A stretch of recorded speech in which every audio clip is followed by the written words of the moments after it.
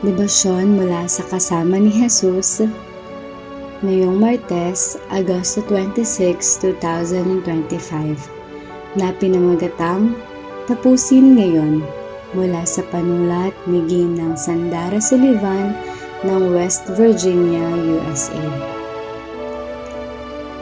Ang ating babasahin ay matatagpuan sa Awit 118, talata 19 hanggang 24. Ang ating pagbabatayan ng refleksyon ay mula sa Awit, Kabanata 31, talata 14 hanggang 15.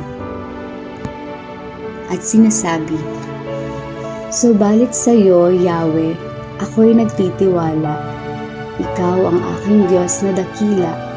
Ikaw ang may hawak nitong aking buhay.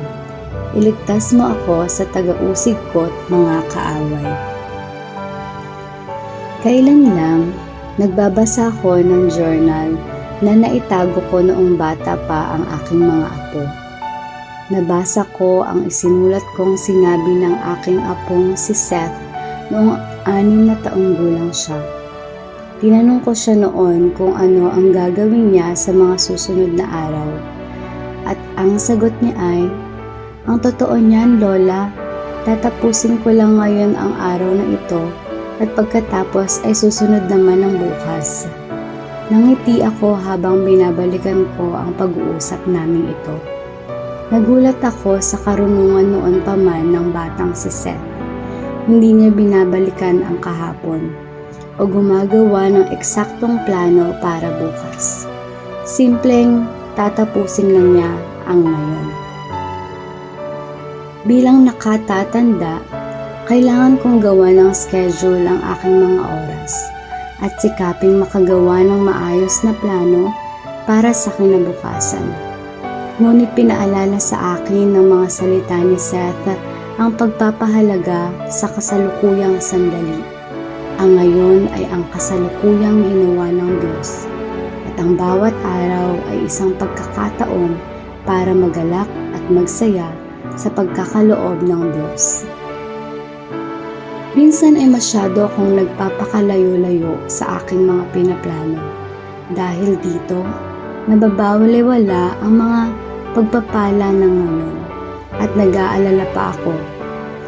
Dapat kong balansehin ang aking pagpaplano at ang pagtatapos ng bawat araw sa paraang magbibigay lugod sa Diyos. Nakaaaliw at nakapagpapalakas ng loob ang magtiwala sa Diyos o nagbibigay ng aking araw-araw na pangangailangan at malaman ang aking panahon ay nasa mga kamay ng Diyos. Tayo'y manalangin. Mahal naming Ama, tulungan mo kaming magkaroon ng pananalig tulad ng isang bata at ipagkatiwala ang aming mga araw sa iyo. Amen. Ang isipin ngayong araw, itutuon ko ang aking pansin sa kasalukuyan at titingin kay Jesus, ang pinagmumulan at kabuuan ng aking pananampalataya. At ang mga ipapanalangin ay mga lolo at lola at mga apo. Mapagpalang araw po sa ating lahat, naway patuloy tayong lumakad kasama si Jesus.